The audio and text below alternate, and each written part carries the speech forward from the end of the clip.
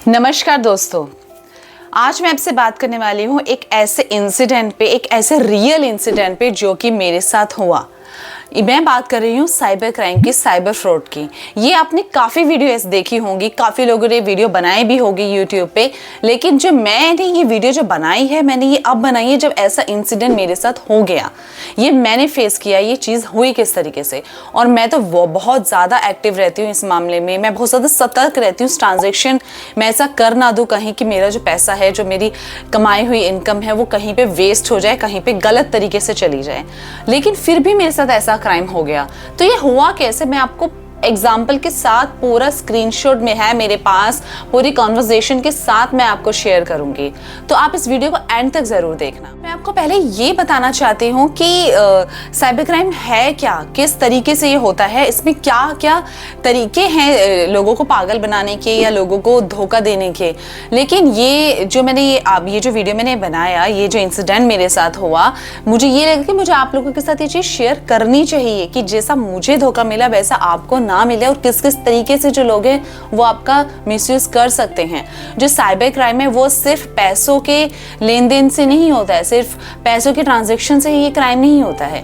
ये जो है आपकी जो फोटोज होती है उसका मिसयूज करना, या फिर आपकी जितने भी जितनी भी ये बनाई गई हैं, इंस्टाग्राम, फेसबुक, जितनी भी ये टेक्नोलॉजीज हैं, इसका मिसयूज करना, इनके जो रूल्स और रेगुलेशंस होते हैं उनको ना मान के उनको एक तरीके से अपने वश में कर लेना, अपने तरीके से उसको यूज़ करना, दूसरों का इंस्टाग्राम, दूसरों की फेसबुक, प्राइवेट चीज़ों को मिसयूज़ करना, ये सब चीज़ें जो है ये साइबर क्राइम के अंडर आती हैं।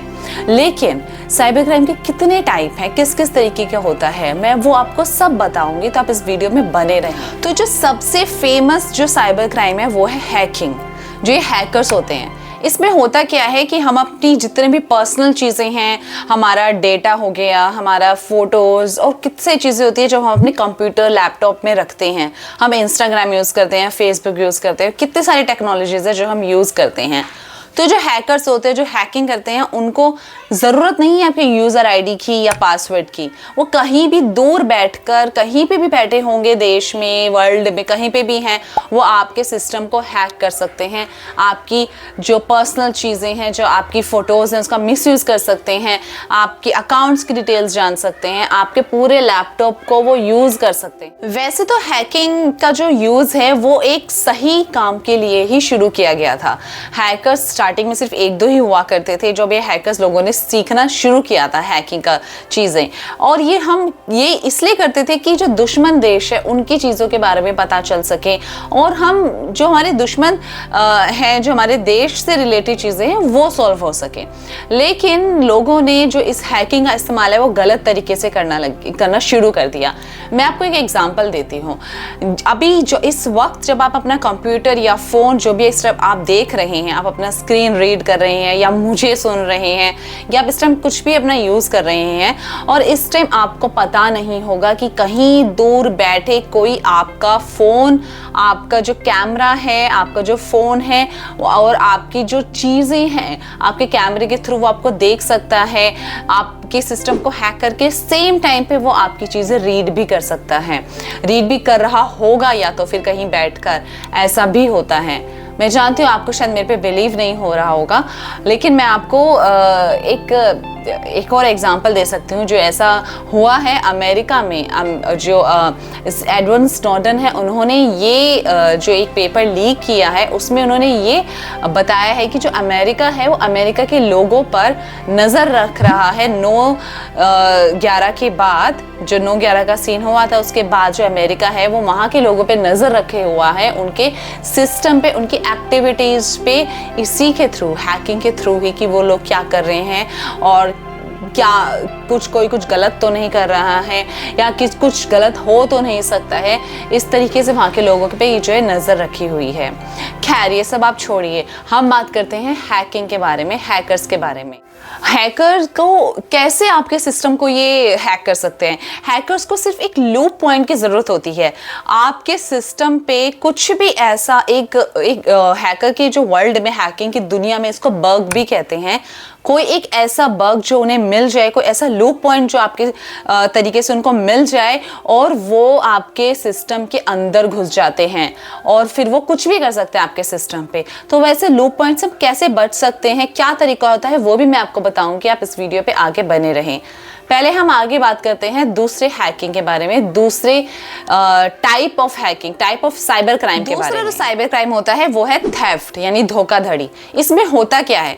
इसमें जो ये साइबर क्रिमिनल होते हैं, ये आपको एक लिंक भेजते हैं आपकी ईमेल आईडी पे, जो बहुत अट्रैक्टिव लगता है देखने में, जिसपे आप क्लिक करने पे मजबूर हो ही जाते हैं। और जैसे आप उस लिंक पे क्लिक करते हैं तो आप उस साइबर क्राइम में आ जाते हैं। साइबर क्राइम वालों को एक लूप पॉइंट मिल जाता है और वो उस लिंक पे जैसे आपने क्लिक किया वो आपके सिस्टम पे एंटर कर जाते हैं।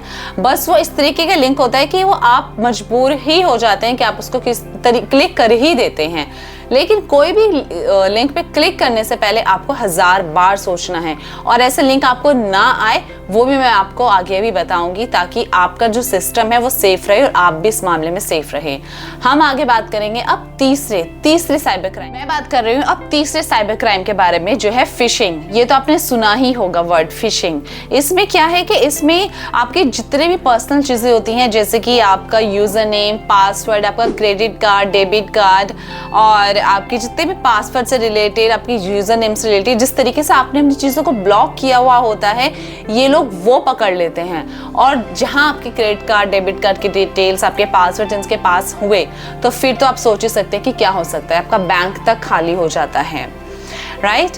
तो अब हम बात करते हैं चौथे साइबर क्राइम के बारे में, जो है मालवेयर। इसके बारे में भी आपने शायद सुना होगा, मेलवेयर। ये जो एक साइबर क्राइम होता है, इसमें क्या है कि इसमें ये लोग आपके सॉफ्टवेयर के थ्रू आपके सिस्टम के अंदर घुसते हैं, जिसको आप वायरस बोल सकते हैं, रूटकिट बोल सकते हैं, स्पाईवेयर, काफ़ी नाम हैं, जिसके थ्रू आपके ये लोग जो है आपके सिस्टम के अंदर घुसते हैं और आपके सिस्टम को हैक करते हैं। तभी तो हम बोलते हैं कि हमेशा अपने सिस्टम को, अपने फ़ोन को जो भी हमें अपडेट करते रहना चाहिए, अपडेटेड रखना चाहिए।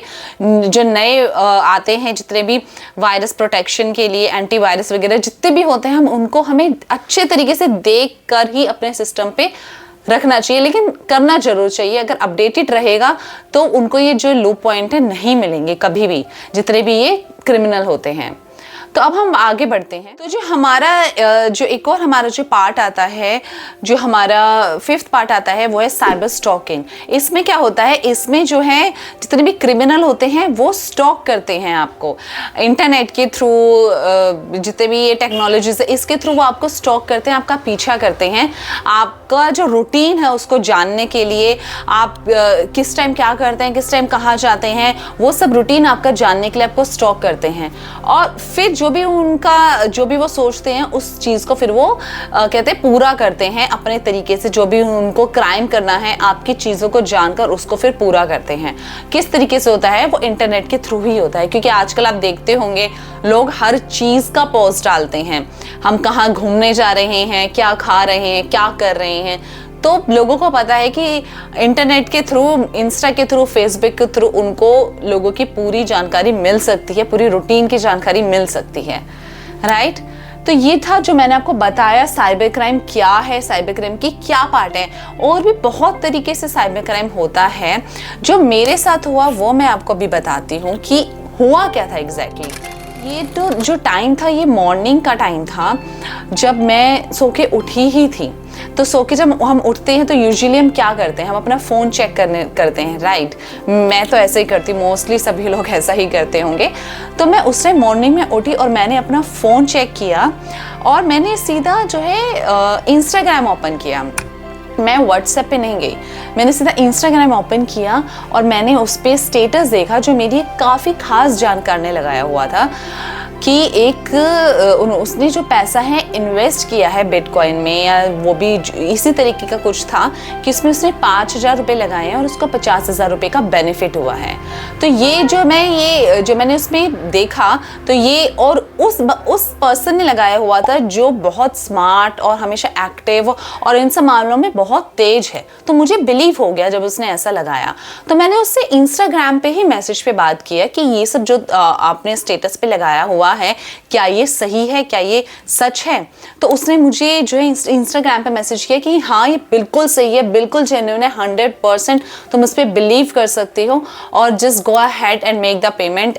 तुम्हें जो है फ़ायदा होगा, अगले 4-5 घंटे के अंदर जो है पेमेंट आ जाएगा तुम्हारे अकाउंट में। तो मुझे बिलीव हो गया क्योंकि मैं बात ऐसे पर्सन से कर रही थी जो कभी भी ऐसी मिस्टेक कर ही नहीं सकता, कभी किसी पे ऐसा विश्वास नहीं कर सकता। तो मैंने सीधा उस पर लिंक भी उसने दिया हुआ था उस पर्सन का जो ये सब चीज़ें करता है, बिटकॉइंस का करके तुम्हें पैसे ट्रांसफ़र करता है जो भी प्रॉफिट है। तो मैंने उस लिंक पे क्लिक किया और मैं उसके इंस्टा ID पे गई और फिर मैंने उससे इंस्टा मैसेज पे बात किया। तो उसने मुझे बोला कि हाँ ऐसा है, आप उसने मुझे बैंक डिटेल्स दिया सारा कि ये बैंक डिटेल्स है। मैं आपको बैंक डिटेल्स भी देख लो यहाँ पे शेयर कर रही हूँ और ये सारा स्क्रीनशॉट शेयर कर रही हूँ जो मेरी बात हुई है। ये बैंक डिटेल्स उसने मुझे दिया और मैंने जाके इस बैंक डिटेल पे पेमेंट कर दिया। पेमेंट नहीं बताऊंगी कितना किया, पेमेंट बस मैंने कर दिया। और फिर मैंने उनको वेट किया, मैंने 2-3 घंटे के लिए। तो उन्होंने बोला कि 2-3 घंटे का है, टाइम लगेगा। फिर मैं ऐसे ही पेमेंट करने के बाद मैंने सोचा चलो व्हाट्सएप भी चेक कर लेते हैं, व्हाट्सएप भी देखते हैं। तो मैं व्हाट्सएप पे गई तो वो ही पर्सन जो मेरी जानकार थी, जिसने इंस्टा पे मैसेज लगाया हुआ था, इंस्टा पे स्टेटस लगाया हुआ था, उसने अपने व्हाट्सएप पे स्टेटस लगाया कि मेरा जो इंस्टा है वो हैक हो गया है और इवन जो मैसेजेस हैं वो भी हैक हो गए हैं, तो कोई भी उस पर मैसेज ना करे और कोई भी उस पर बात ना करे। ओ माय गॉड, सोचो मेरा क्या हाल हुआ उस टाइम पे। मैं शॉक्ड हो गई और मेरे को ये तो मुझे पता था कि इंस्टा हैक हो जाता है, उस पर तुम नहीं कर सकते हो, मतलब हैक होने के बाद तुम इस सब चीज़ों पे बिलीव नहीं कर सकते हो, तुम्हें देखना पड़ता है। लेकिन जब मैंने इंस्टा मैसेज पे बात किया तब मुझे यकीन होने लगा कि हाँ, जब मैं इंस्टा मैसेज पे बात कर रही हूँ उस पर्सन से तो ये वही होगी। लेकिन मुझे नहीं पता था कि इंस्टा मैसेज भी हैक हो जाते हैं। मैसेज पे मुझसे वो पर्सन बात कर रहा था जो हैकर था, जिसने मेरी जानकारी की जो आइडिया हैक कर लिया था और वो ही जिसके अकाउंट पे मैंने पैसे ट्रांसफ़र कर दिए थे। सोचो क्या हाल हुआ होगा मेरा। मैं बहुत ज़्यादा शॉक्ड हो गई थी। मैंने उस बंदी को, जो वो पर्सन थी जिसने मनी लिया था मेरे से, मैंने उसको मैसेजेस किए, उसको मैंने बोला कि मुझे मेरे पैसे वापस ट्रांसफ़र करो, ये सब। लेकिन आप तो जानती हैं कि वो नहीं करेंगे, ऐसा नहीं हुआ। उन्होंने कुछ भी वापस नहीं किया, इवन बात भी नहीं करी। अपना इंस्टा भी फिर कुछ टाइम के लिए ब्लॉक कर दिया था या क्या था कि मैं मैसेज नहीं कर पा रही थी। तो मैं आपको ये बताना चाह रही हूँ कि हमें ये लगता है कि इंस्टा हैक हो गया है या फेसबुक आईडी हैक हो गई है, चलो हम मैसेजेस पे तो हम बात कर रहे हैं तो वो सही पर्सन होगा, लेकिन ऐसा नहीं होता है। और आप सोचो ना कि सिर्फ मैसेजेस पे ही नहीं, ऐसा भी हो सकता है कि मैं उससे फ़ोन पे ही बात कर रही होती अपने जानकार से, और सोचो उसका फ़ोन या उसका कॉन्टैक्ट नंबर हैक हो जाता, और जब मैं उससे बात करूँ वर्बली, कोई वॉइस चेंज करके मेरे से बात करता, और मुझे ट्रस्ट हो ही जाता 100%, और फिर मैं पैसे तो ट्रांसफ़र तब भी कर ही देती। तो ऐसा मेरे साथ नहीं हुआ, लेकिन ऐसा आप लोगों के साथ हो सकता है। तो कुछ भी ट्रांजेक्शन करने से पहले आप 1000 बार सोचें। आप अगर फ़ोन पे भी बात कर रहे हैं इवन तब भी आप इस बारे में गहराई से सोचें, उसके बाद ही आप ट्रांजैक्शन आगे करें। जैसा मेरे साथ हुआ, मैंने आपको इसलिए शेयर किया ये चीज़ें। लेकिन मैं आपको ये भी बताती हूँ कि ये जो टिप्स होते हैं, हम कैसे इन चीज़ों से बच सकते हैं। ऐसा हम क्या कर सकते हैं कि जो हैकर्स है वो हमारी आईडी को, हमारे इंस्टाग्राम को, फेसबुक को हैक ना कर पाए। तो कुछ चीज़ें, कुछ पॉइंट्स होते हैं। पहला तो आप अपने जो सिस्टम है, जो आपका फ़ोन है, आप इसको हमेशा अप टू डेट रखें, हमेशा अपडेट करते रहें। अपने सिस्टम पे आप एंटीवायरस जो है वो आप लगाएं, अपने सिस्टम में एंटीवायरस आप हमेशा डालते रहें, चेक करते रहें। क्योंकि इनका क्या होता है, हैकर्स का, इनको कहीं से भी कोई लूप पॉइंट मिल गया ना, और तो जैसे कि मेनली पासवर्ड्स होते हैं, हम अपने काफ़ी जो हमारे इंस्टा, फेसबुक, ट्विटर जो भी हम यूज़ कर रहे हैं, या बैंक के अकाउंट, ऐप्स जो भी हम यूज़ कर रहे हैं, इसमें हम मोस्टली क्या होता है, हम सेम पासवर्ड लगा देते हैं कि हमें याद रहेगा। तो आप हर जगह सेम पासवर्ड लगा के मत रखिए, क्योंकि अगर उन्होंने एक क्रैक कर लिया ना तो बाकी फिर समझो क्रैक हो ही गए, बाकी वो सब पे ट्राई करेंगे और वो जब क्रैक हो गए तो आपका एक चीज़ अगर गई तो सारी चीज़ें जाएगी। तो आप जो है पासवर्ड जो है सब पे सेम नहीं लगाएं, उनको आप चेंज करते रहें। और हमेशा जो पासवर्ड जो होते हैं वो आपने देखा होगा, उसमें आपको आ जाता है आइडिया कि किस तरीके से अपने पासवर्ड को स्ट्रॉन्ग कर सकते हैं। ये जितने भी हैशटैग हो गया, @ हो गया, ये जितने भी होते हैं इन सबको आप तरीके से यूज़ करें तो वो जो पर्सन है वो क्रैक नहीं कर पाएगा आपके सिस्टम्स को। और आप इस चीज़ का भी ध्यान रखें कि जब भी आप गूगल यूज़ करती हैं तो ऊपर HTTPS लिखा हुआ आ रहा है ना। HTTPS क्या? Hyper transfer security protocol. इसमें क्या है कि ये जो है एक सिक्योरिटी होती है कि आपका जो डेटा है वो आप जिस पेज पे आप आए हो, जो आप यूज़ कर रहे हो, अपने इंस्टाग्राम, फेसबुक, कुछ भी आप जो सर्च कर रहे हो, आप सही पेज पे हो, आप सिक्योरिटी वाले पेज पे हो, यहाँ पे जो है कुछ भी मिसयूज़ नहीं होगा। तो अब इस चीज़ का भी जो है हमेशा ध्यान रखें। और हमेशा ब्राउज करते टाइम जो ब्राउज की सेफ्टी होती है उसको आप ऑन रखें ताकि कुछ भी मिसयूज ना हो। तो ये थी कुछ चीज़ें जो मैंने आपके साथ शेयर किया, अपना एक्सपीरियंस, अपना पर्सनल एक्सपीरियंस आपके साथ मैंने शेयर किया। आई होप कि आपको समझ में आया होगा और आप इस साइबर सिक्योरिटी या साइबर क्राइम से आप बचे रहेंगे, राइट। तो आप सेफ रहें, सुरक्षित रहें और हमेशा अपनी दोनों आँखों को खोल के रखें और सतर्क रहें, राइट। चलिए, धन्यवाद।